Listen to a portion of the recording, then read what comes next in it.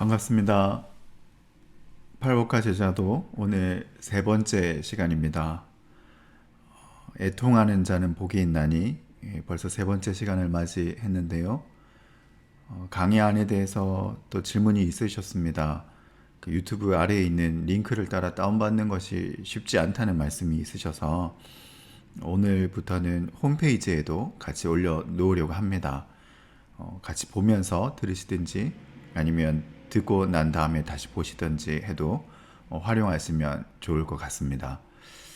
그러면 오늘 이제 3강 애통하는 자는 복이 있나니 기도하고 시작하겠습니다. 기도하겠습니다. 참 좋으신 아버지 하나님, 지난 명절과 주일을 은혜 가운데 보내게 하여 주시고 하나님 이제 또 일상으로 돌아와 바쁘고 어려운 한 주간을 또 보내는 중에 이 시간 또 주님의 말씀을 기억하며 저희가 모였습니다. 비대면으로 모이는 모임이지만 은혜를 더하여 주시고 우리에게 주신 귀한 팔복의 말씀이 이해가 되고 위로가 되고 힘이 되는 시간으로 선하게 사용하여 주시옵소서. 이 한 시간을 성령님께 올려드립니다. 성령님 함께하여 주시옵소서. 예수님의 이름으로 기도합니다. 아멘. 자, 그러면 팔복과 제자도 이제 시작하겠습니다. 저는 지금도 인상이 그리 좋은 편은 아니지만 질풍노도의 시기 청소년 시절에는 더욱더 인상이 좋지 않았습니다. 그래서 심지어는 머리도 삭발을 하고 다녔기에 인상이 거의 최악이었습니다. 그래서 제가 사진을 하나 가져왔는데요. 네, 이게 제가 중학교 때 사진인데 사회에 불만이 아주 많았습니다. 사회에 불만이 아주 많았고 심지어 이제 고3 때는 머리도 삭발을 하고 다녔기 때문에 인상이 최악이었습니다. 그래서 항상 인상 쓰고 표정이 좋지 않았던 저에게 어느 날 어머니께서 한 말씀 하셨습니다. 예수 믿는 사람이 왜 그렇게 표정이 맨날 안 좋냐? 네 표정이 그렇게 어두운 것은 성령 충만하지 않기 때문입니다. 성령 충만해봐라. 기도해봐라. 기쁨이 넘치지.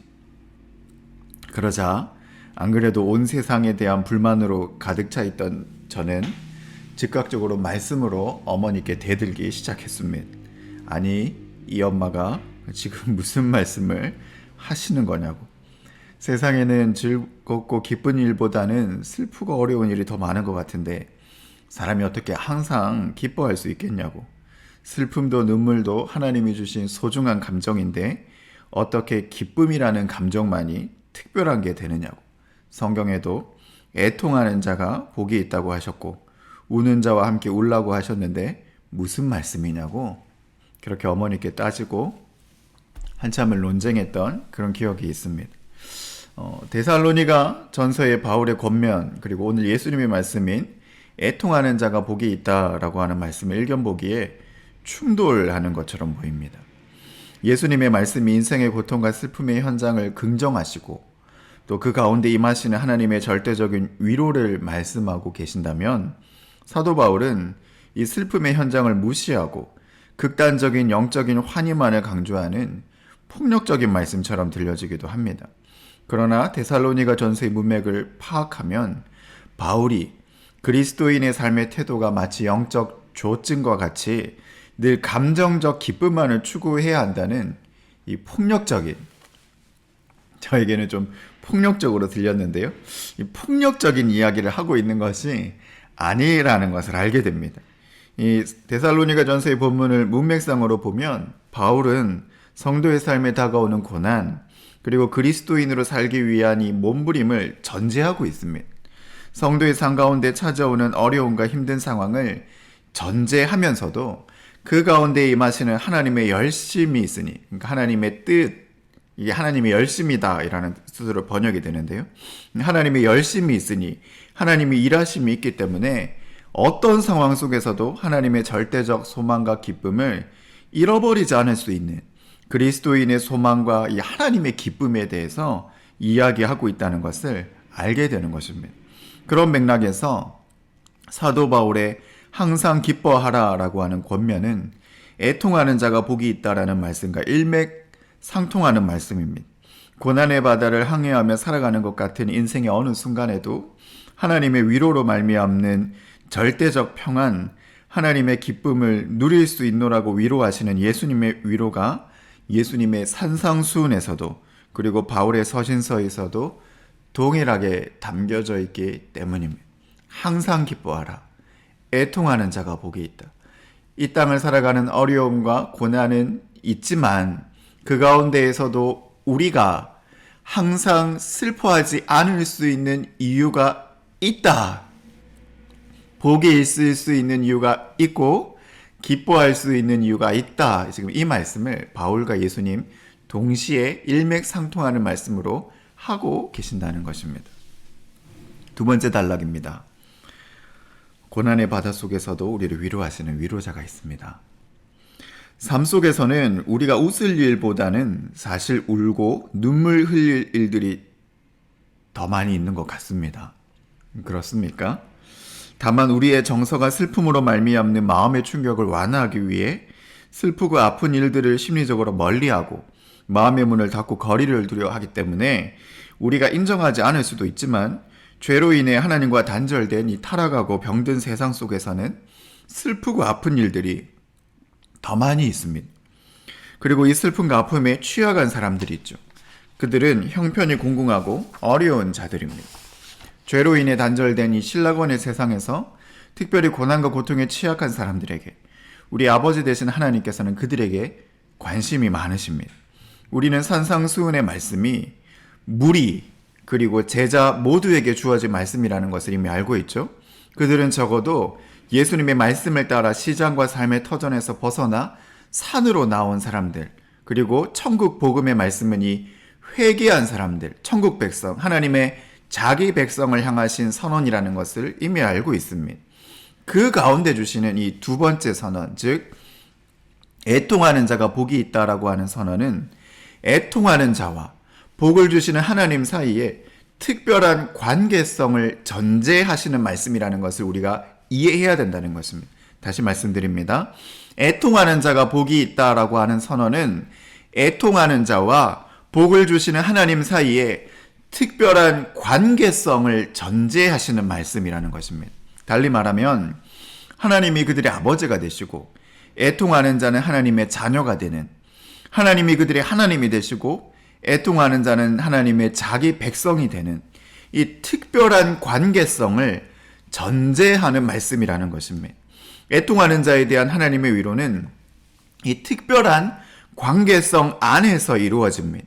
그 위로가 특별하고도 완전한 위로가 되는 것은 이 위로가 상관없는 무감각한 타자로부터 임하는 것이 아니라 특별한 관계성을 기반으로 한 인격적이고 친밀한 관계 속에서 일어나는 것이기 때문에 이 위로가 특별하고도 완전한 위로가 되는 것이라는 것입니다.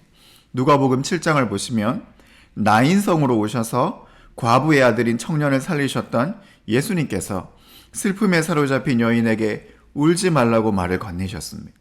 이 위로는 누구나 할 수 있는 위로이겠지만 이 예수님의 위로가 극심한 슬픔과 공공 가운데 있는 여인에게 진짜 참된 위로가 되었던 것은 이것이 여느 사람이나 할 수 있는 일반적이고 빈틈 많은 위로가 아니었기 때문입니다. 이 위로는 첫 번째는 죽은 자를 살리시며 영원한 생명을 주시는 전능자의 위로이셨기 때문이고, 두 번째는 자기 백성을 위로하시는 하늘 아버지의 위로이셨기 때문입니다. 누가복음 7장 16절 이하에서는 이렇게 기록합니다. 또 하나님께서 자기 백성을 돌보셨다 하더라. 하나님께서 애통하는 자가 복이 있다고 말씀하실 때 이 애통하는 자와 위로하시는 하나님의 관계는 특별한 언약적인 관계, 친밀한 아버지와의 관계가 전제되어 있습니다.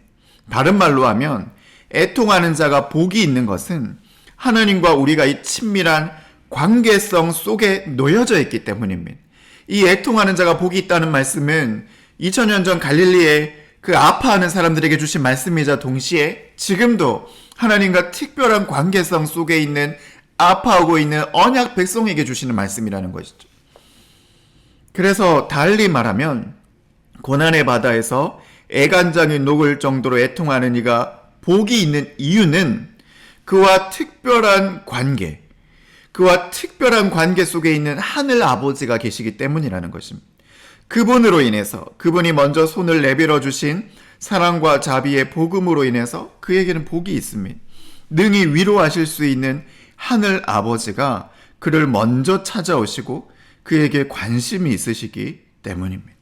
달리 말하면 위로자가 계시기 때문에, 그분이 나를 특별하게 생각하시기 때문에, 그분이 나를 자기 백성으로 여기시기 때문에, 그분이 나를 자기 아들로 딸로 여기시기 때문에 애통하는 자가 복이 있는 것은 그 특별한 관계성을 전제하고 계신다라고 하는 것을 우리가 이해할 필요가 있습니다.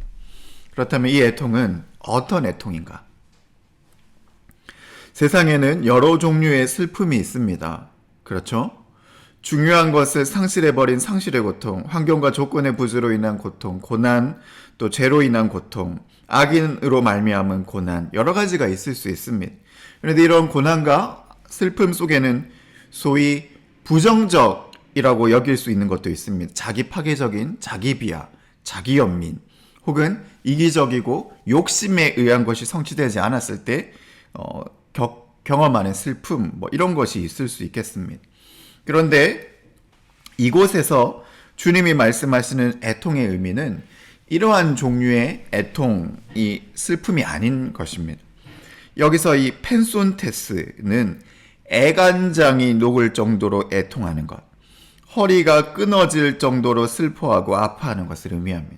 일반적으로 이러한 펜손테스에 대한 의미는 4가지 정도로 우리가 이해하고 있습니다.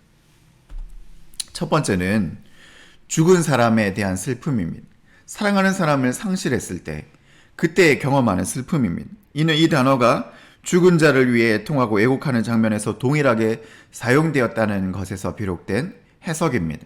사랑하는 사람과 죽음으로 영원히 이별할 때, 사랑하는 사람의 상실을 경험할 때 일어나는 슬픔은 펜손테스 애통입니다. 이것에 이러한 애통에 위로가 있다면 종말론적인 부활, 천국의 영생의 삶이 위로가 될 것입니다. 두 번째는 죄에 대한 회개의 슬픔입니다. 이는 고대 교회 이래로 가장 널리 인정되고 있는 해석입니다. 이때의 위로는 전능자이신 하나님의 긍휼과 십자가의 의로 말미암는 죄의 용서가 될 것입니다. 세 번째는 악의 세력에게 의인이 고난을 겪고 있는 이 악한 세대에 대한 슬픔입니다. 이러한 슬픔은 하나님의 뜻이 온전히 관철되지 못하고 어그러지고 왜곡되어 있는 현실을 향한 울분과 슬픔입니다. 아울러 하나님의 백성들이 주님의 몸된 교회들이 온전히 서지 못하고 넘어지고 쓰러지고 있는 현실에 대한 슬픔과 애통입니다. 이는 악한 세대에 대한 슬픔이고 이에 대한 위로는 종말론적인 하나님의 최후 승리가 될 것입니다. 마지막으로 이 애통은 제한적 의미의 슬픔이 아니라 포괄적 의미에서 모든 고난, 즉 영적, 육적인 모든 고난과 슬픔의 애통에 관한 모든 것을 이야기한다는 것입니다. 우리의 하늘아버지가 되시는 하나님께서는 슬픈 자에게 관심이 많으십니다. 그리고 그들을 위로하시기를 원하십니다.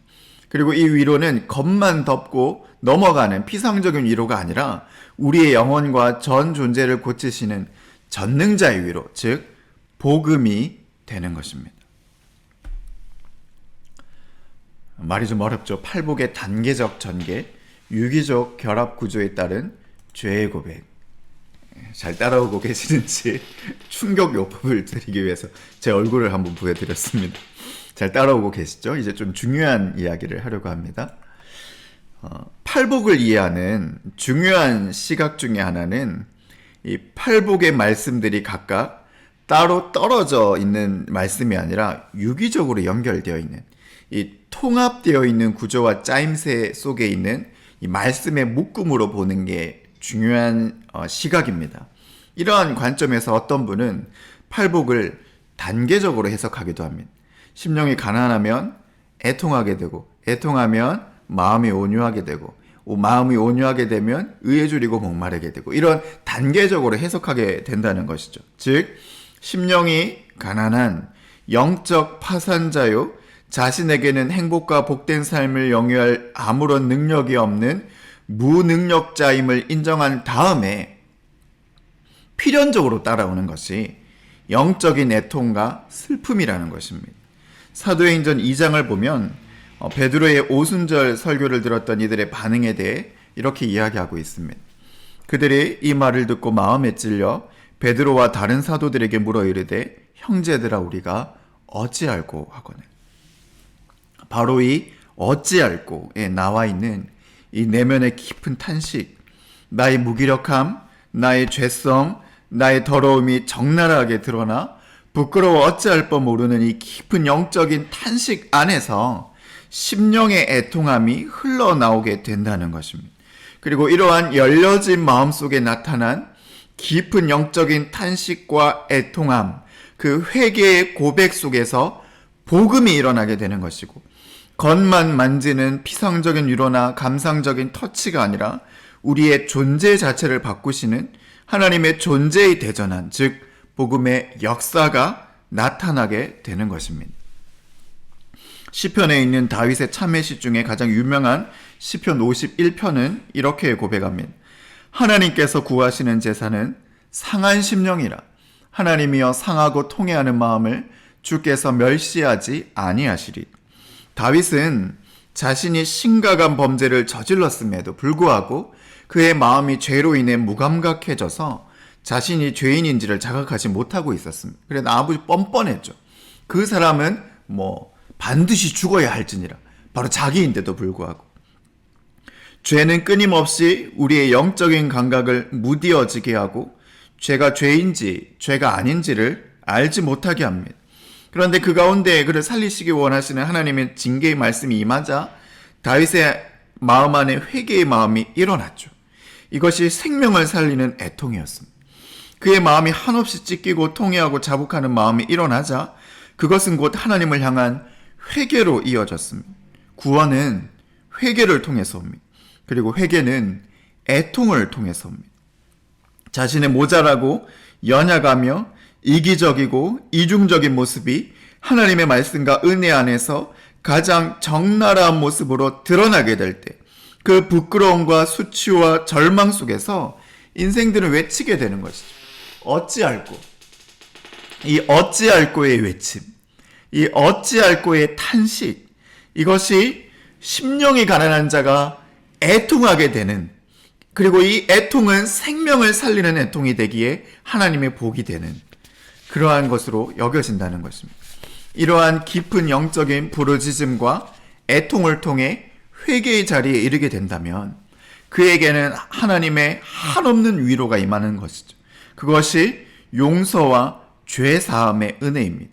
그 은혜가 얼마나 값지고 귀한지 다윗은 또 다른 참회시인 32편에서 이렇게 고백합니다.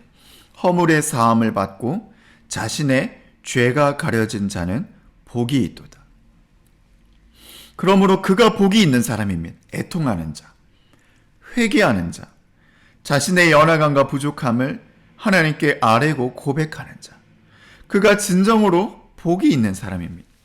일찍이 마틴 루터는 95개조 반박문에서 신자의 전생에는 회개와 뉘우침의 연소이라고 말했습니다.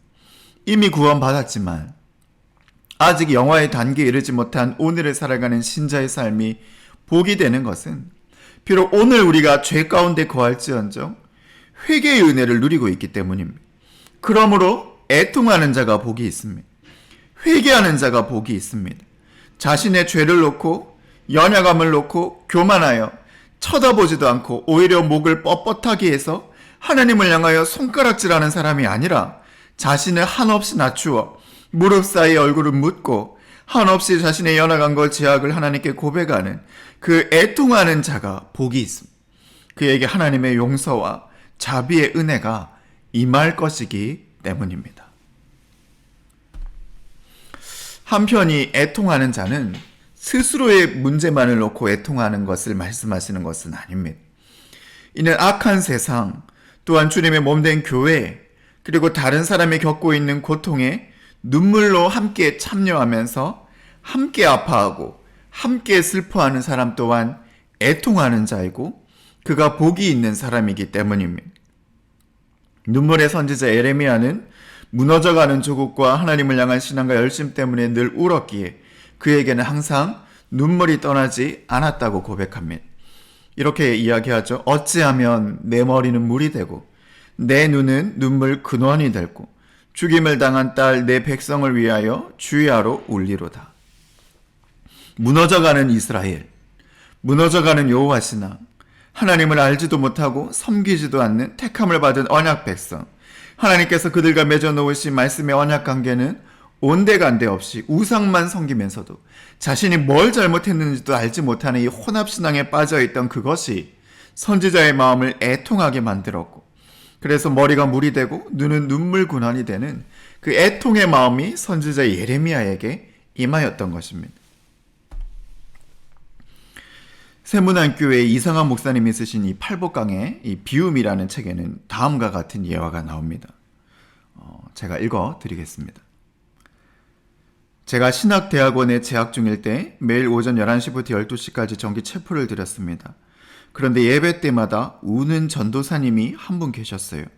그래서 물었습니다. 전도사님은 무엇 때문에 그렇게 우세요? 지은 죄가 많아서 웁니까? 아니면 근심 걱정이 많아서 그렇게 우십니까?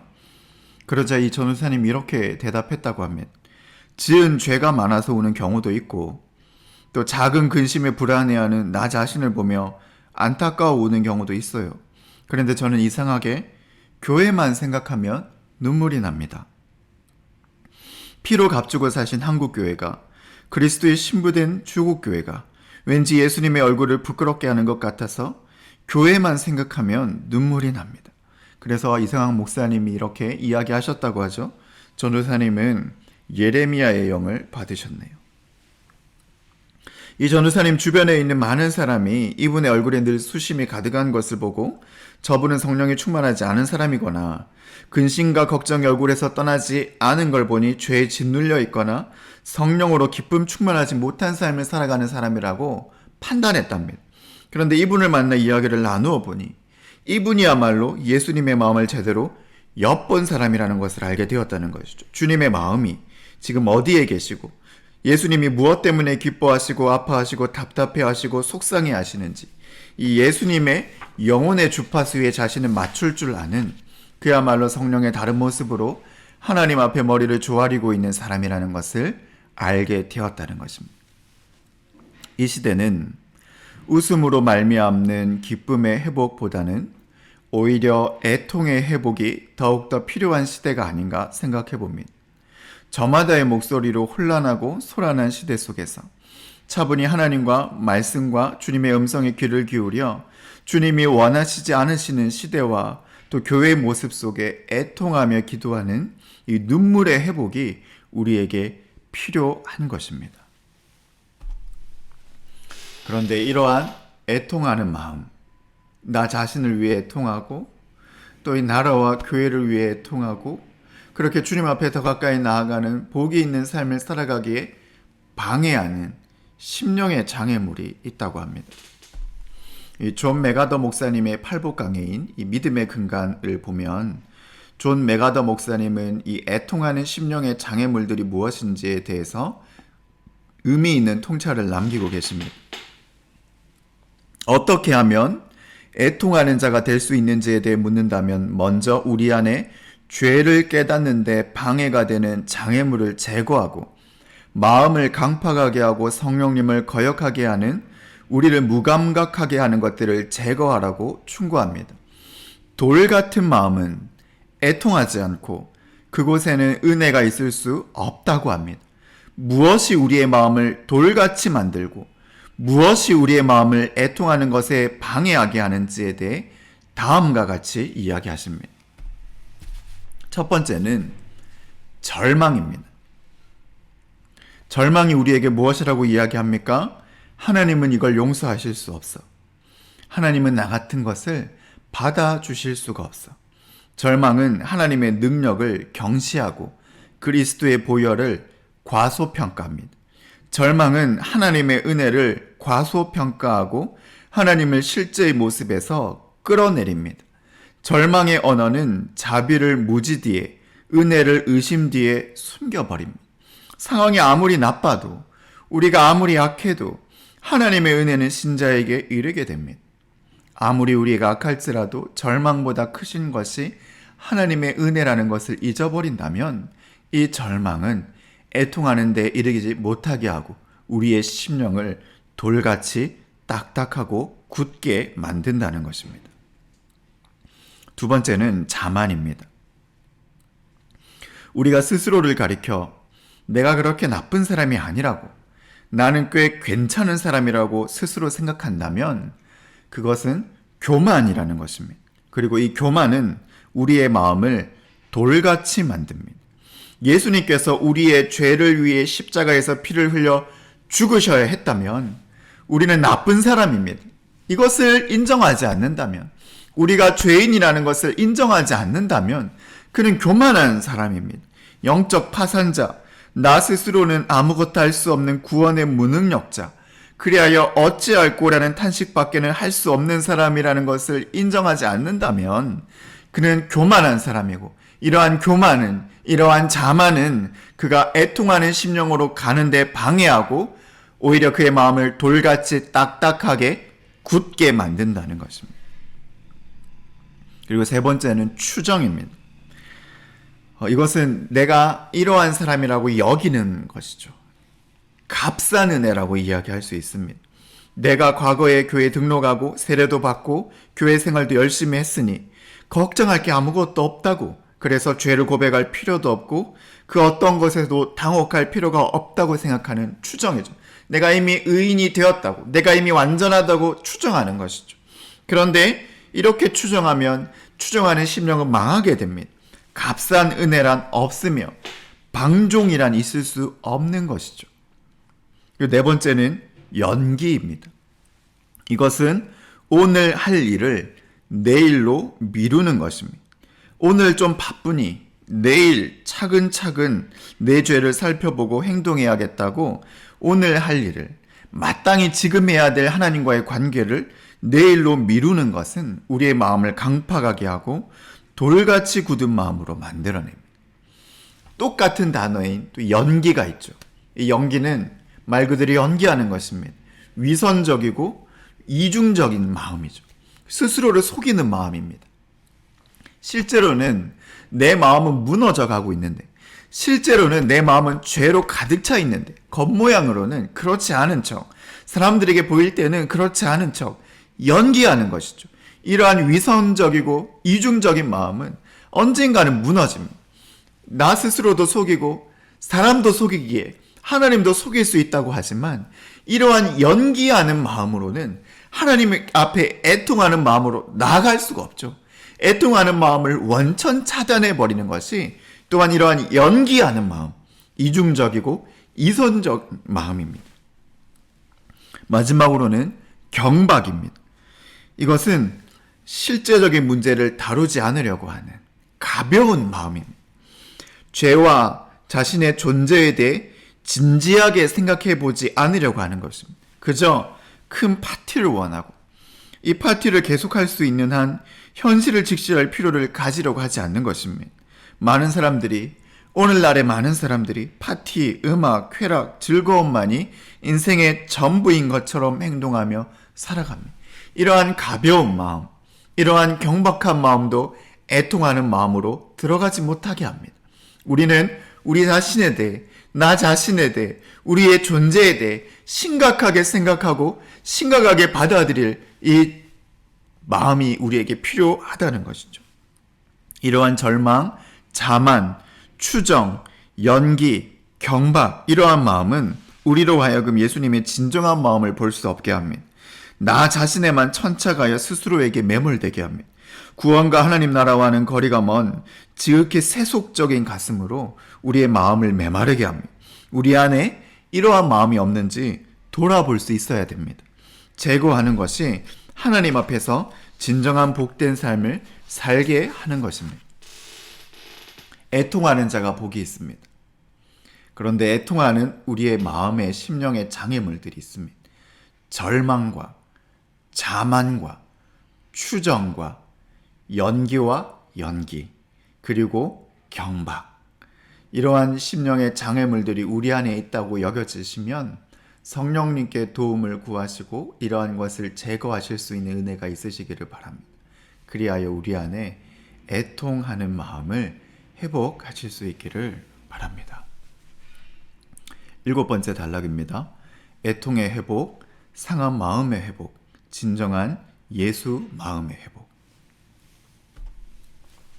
다윗은 시편 38편 4편에서 내 죄악이 내 머리에 넘쳐서 무거운 짐 같으니 내가 감당할 수 없나이다 라고 고백하고 있습니다.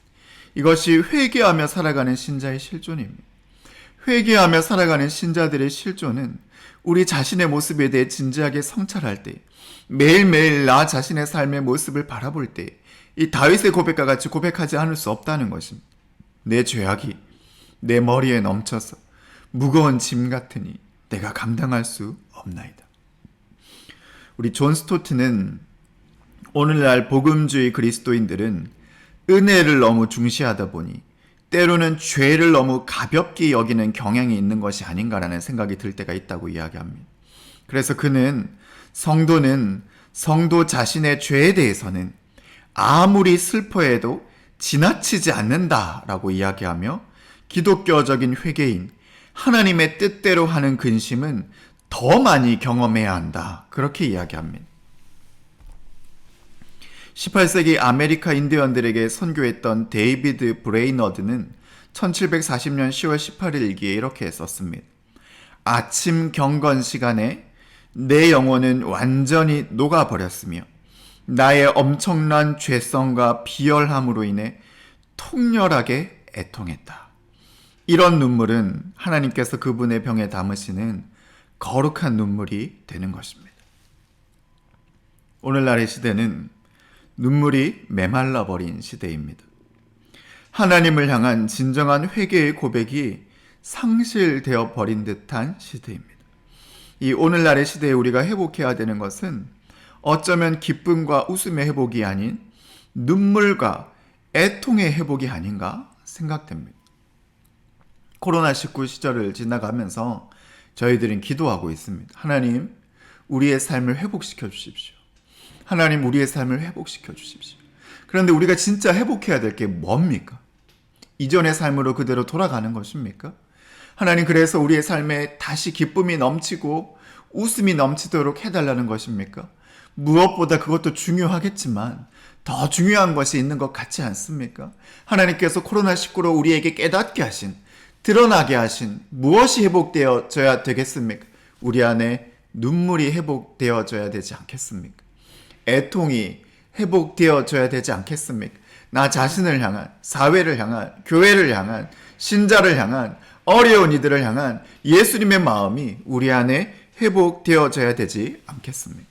나 자신을 보더라도 우리의 이웃과 사회와 그리고 몸된 교회와 조국 교회와 하나님 나라를 갈망하면서도 성도는 울어야 할 자리들이 너무 많이 있다는 것을 알게 됩니다. 어쩌면 이 시대는 눈물을 흘리며 우는 것이 하나님의 뜻인지도 모릅니다. 그 안에서 하나님의 진정한 위로를 구하는 것이 진짜 경건인지도 모릅니다. 돌같이 굳어지고 무감각한 시대를 살아가는 오늘 우리에게 예수님께서는 다시 팔복의 복으로 우리를 초청하십니다. 진짜 복으로 오늘 이 강의를 듣고 계시는 모든 분들을 초청하십니다. 우리가 심령이 가난한 자, 즉 지극히 겸손하여 스스로 영적 파산자임을 고백하며 전적인 하나님의 은혜의 초청 앞에 엎드린 자라면 이제는 애통하는 애통의 눈물을 회복해야 된다고 그 팔복의 복으로 우리를 초청하여 주십니다. 우리는 나 자신을 위해서 울어야 됩니다.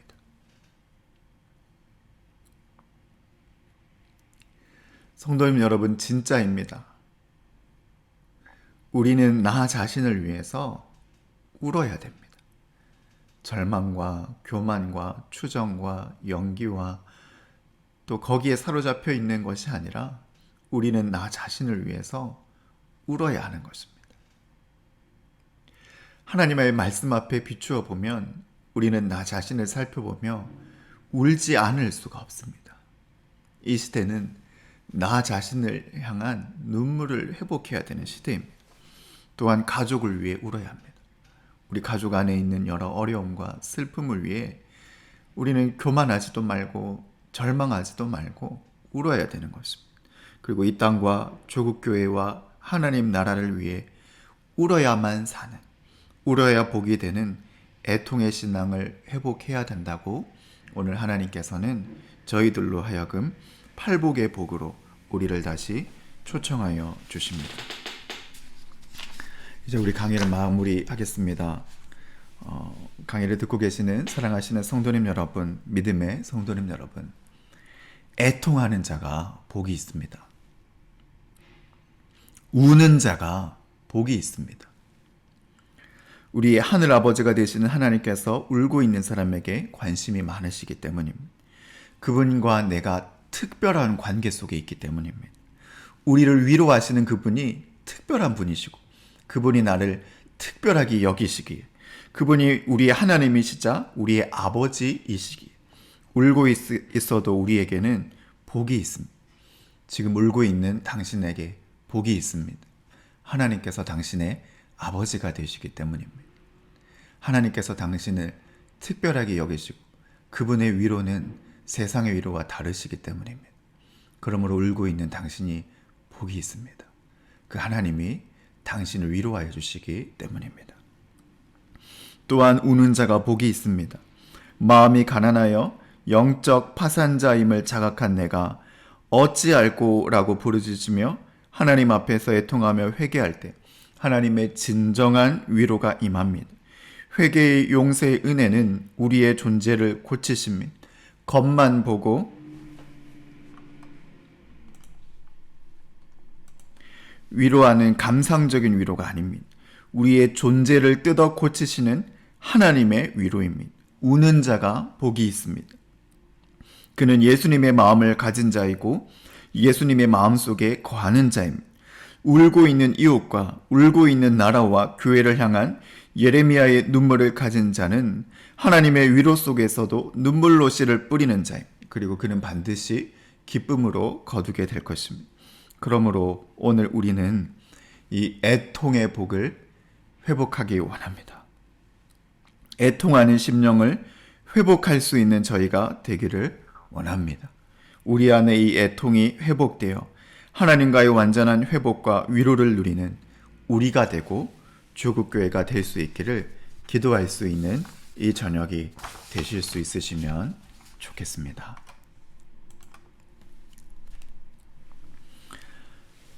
애통하는 자가 복이 있다 강의를 마치도록 하겠습니다. 우리 다음 주에는 온유한 자가 복이 있다라고 하는 주제로 또 말씀을 잘 준비해서 또 여러분들과 함께 나누면 좋겠습니다. 이 시간 기도하고 마치도록 하겠습니다. 제가 기도하겠습니다. 마음이 상한 자를 고치시고 우는 자를 위로하시는 아버지 하나님, 우리를 사랑하시는 아버지가 계시기에 그분이 우리를 구원하시는 하나님이시기에 비록 우리가 울어도 기댈 어깨와 피할 그늘이 있으며 그곳이 가장 완전하고도 온전한 쉴터가 됨을 알기에 저희는 오늘도 울고 있는 저희가 복이 있음을 고백합니다. 가난한 자를 복 주시며 우는 자를 위로하시는 하나님의 위로가 오늘도 어려운 형편과 아픔 속에서 고난 중에 있는 사랑하는 형제와 자매들 마음 가운데 가장 빛나는 위로로 열매 맺게 하여 주시옵소서. 눈물이 메마른 시대를 살아가며 우리는 죄에 너무 무감각한 것은 아닌지 돌아보게 하여 주옵소서. 복음은 회개에서 찾아오고 회개는 애통하는 마음에서 찾아오기. 오늘 하루 내 안에 날마다 나 자신의 연약함에 애통하는 눈물이 있게 하셔서 하나님의 은혜를 회복하게 하여 주옵소서. 어려움 속에 있는 이웃을 향한 애통, 사회를 향한 애통, 교회를 향한 애통을 회복하게 하셔서 눈물을 흘리면서도 씨를 뿌리게 하시고 반드시 기쁨으로 거두게 하시는 하나님의 복을 누리게 하여 주시옵소서. 이 모든 말씀 살아계신 우리 구주 예수님의 이름으로 기도드리옵나이다. 아멘. 이것으로 3강을 마칩니다. 우리 다음 주에 더 잘 준비해서 우리 온유한 자는 복이 있나니 말씀으로 같이 나누도록 하겠습니다. 다음 주에 만나겠습니다. 건강하시고 평안하세요. 감사합니다.